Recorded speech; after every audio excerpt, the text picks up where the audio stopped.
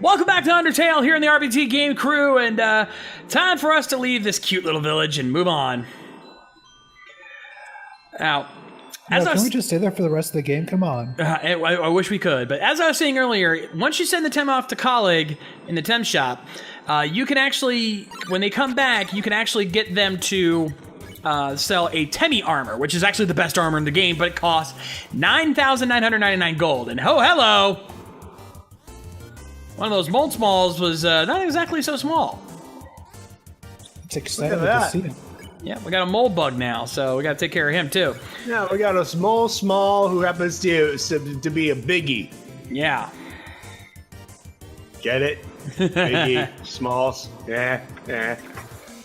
Nah. I'll be over there if you need me. Won't say a word. Oh God, here we go. Anyway, we gotta calm this one down here. And this one actually takes a couple turns, but you still gotta dodge its attacks. You can see, unique to its own kind. I think at this point you have to unhug him.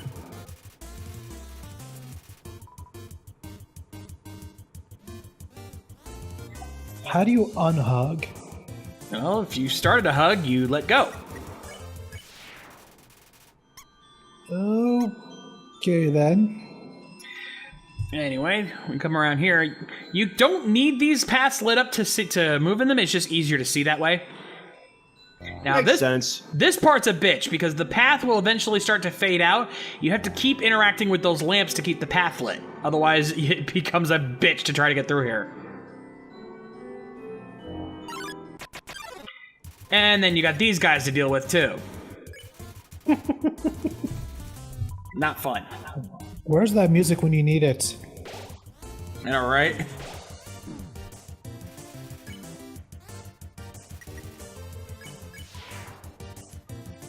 And then, of course, we got to dodge Aaron's sweat. Not pleasant, I assure you. No, Yeah, I wouldn't smells like imagine B.O. I wouldn't imagine the half horse, half serpent thing would have good smelling sweat. Yeah.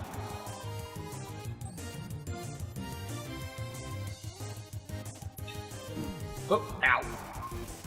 This thing flexes more than Scott Steiner. Right? This guy's got more abs than Johnny Mundo. Now, of course. What's that? Yeah. Now, of course, that took a bit of damage, so I took a bit of damage there, so I'm going to heal up real quick before we move on. Because I was down to 1 HP. I do apologize for making too many wrestling references, but that's what we got. It's called riffing, folks. Sometimes we just think of the same thing. Yeah, it happens. I'm just used to it by now, dealing with these two bozos. Anyway, we move on through here.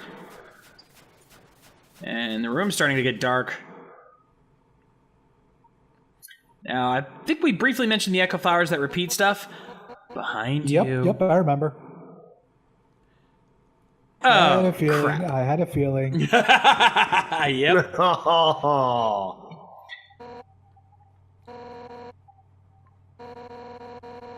And of course, now she's starting to explain the goal of the Royal Guard and what their ultimate plan is.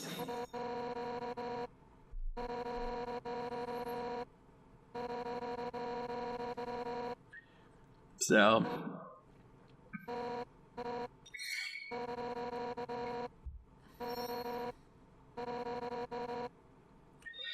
yeah, she's playing hardball.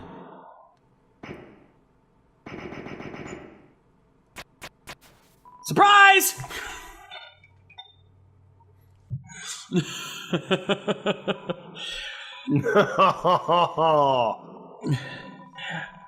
You can tell he does not have a full grasp of what's going on here. Not in the slightest. Dude. What's she fighting? Come here, you little shit. Now, as we walk back, we realize, hey, this path was here. I didn't see this before. Yeah. To be fair, it was also super dark and we couldn't see anything. Yeah. Now, of course, these echo flowers are have a little bit of a conversation that went on in the past that you can learn a little bit more about. Mm-hmm.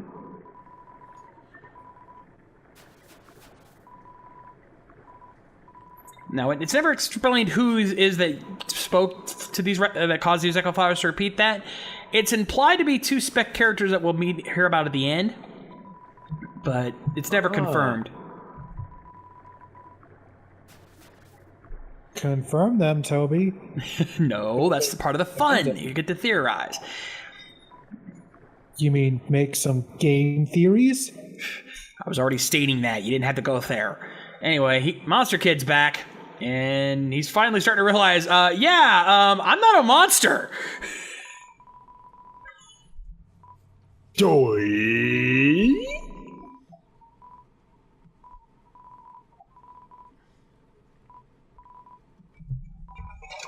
No. Really? Well, to be fair, he seems to be a younger monster, so I guess he wouldn't know what a human would look like. That's true. And of course, now he wants to try to hate us so that he has a reason to come after us, but we're not going to do that. And he's trying, but he can't do it.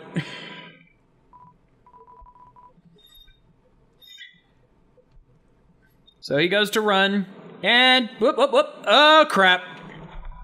Oh, no. And to add to the tension, look who's here. But you know what? I'm not an asshole.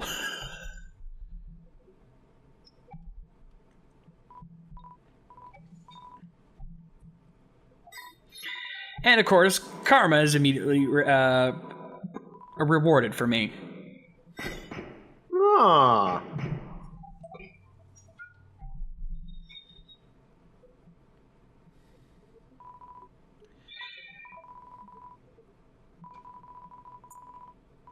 Good job, kid. Yeah. Stop tripping. Well, it's kind of hard to keep balance when you have no arms. That's true.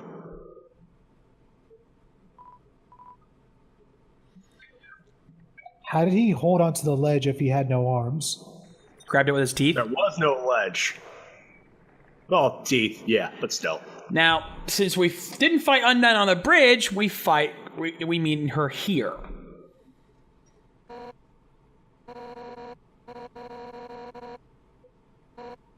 We get it. We've heard this speech before. I think that was kind of the point. Now, I love this part. It's like, as customary for those that make it this far, I shall tell you the tale of our people. And then you learn how Undyne really is. No, you know what? Screw it!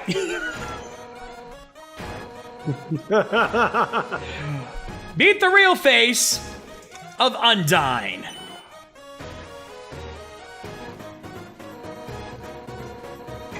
Ah, this face. Yep. This face.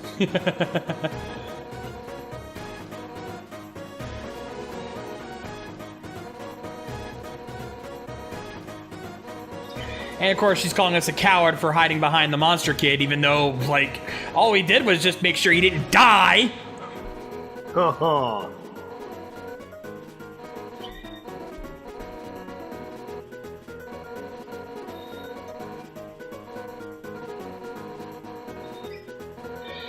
Yeah, Undyne tends to be kind of like the stoic heroine who wants to be the hero to the people. You know. You watch way too much anime. You're actually not too far from the truth, my friend. Now, all of a sudden, a save point appears, letting you know now might be a good time to save. I ask, when it comes to Japanese like anime, manga, and video games, where does the laugh "foo foo foo" come from? Because I've never heard anyone naturally laugh like that. I don't know either. Anyway, you might notice that she's turned us green now. It's not easy being green. No, it's not, especially when it comes to battling Undyne, because Undyne has a unique battle mechanic, just like all the other major monsters. When you are green, you cannot move. Instead, you move a shield. We are playing, essentially, DDR. Alrighty then. You want to make sure that your shield is facing towards the arrow closest to you before it hits. The one that's closest will usually be the one that's in red, though that's not always the case, so don't count on it.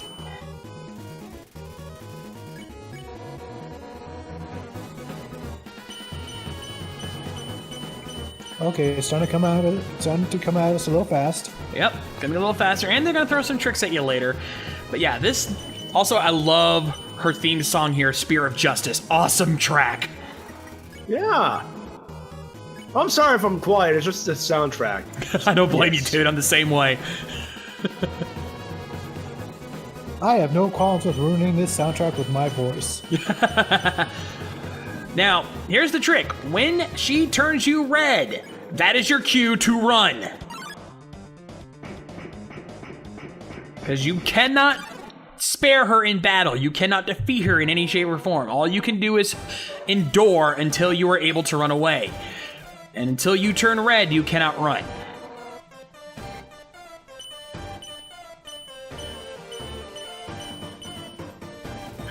So basically you run away until she catches up to you, and then you have to do a few more rounds again until you're able to run again. See, and here's what I say. Even though the red one's there, it's the slowest, and others will pop in to surprise you, so you gotta be on your guard. Did the game say that she suplex? Sushi? Well, she is a fish. Also, did you just say suplex? Lady, you don't want to go to Suplex City. Yeah. Also, when she turns you red, she'll throw her spear at you one last time just to catch you off guard, so you gotta be ready to dodge.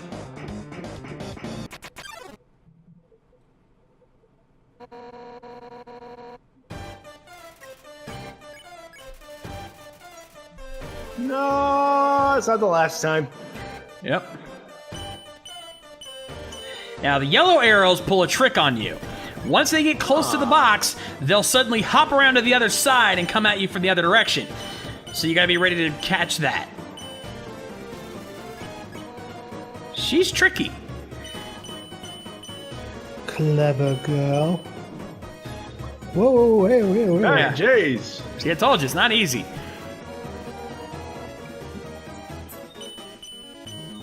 And this isn't even her harder fight. You should see her in the Genocide run.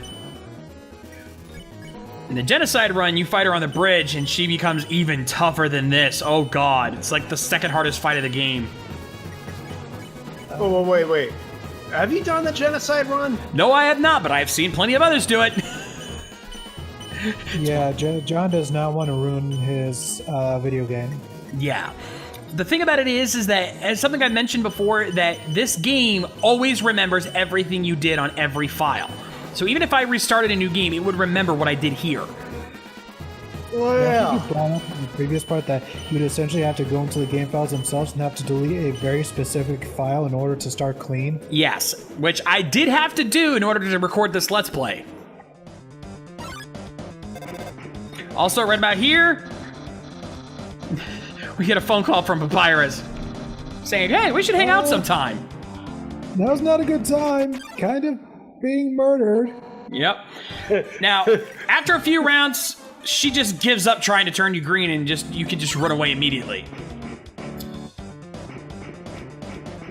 And of course, Sam's sleeping on the job. Oh. And right about here, we're in Hotland now. Yeah. A water creature in basically in a volcano, wearing metal armor. Here's your one chance. In order to spare her, go to the water cooler and bring her a cup of water.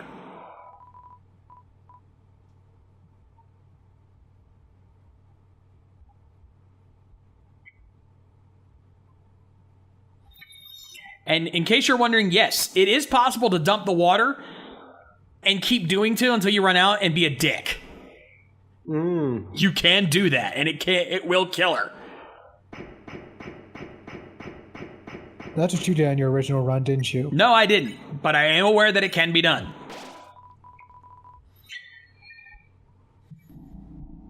Also, if you go back over here, Sans is gone. Yeah, he's been killed off screen for disobedience. No. No. Also, that appeared. Yeah. That looks like a children's drawing. Who knows? Anyway, so that's our...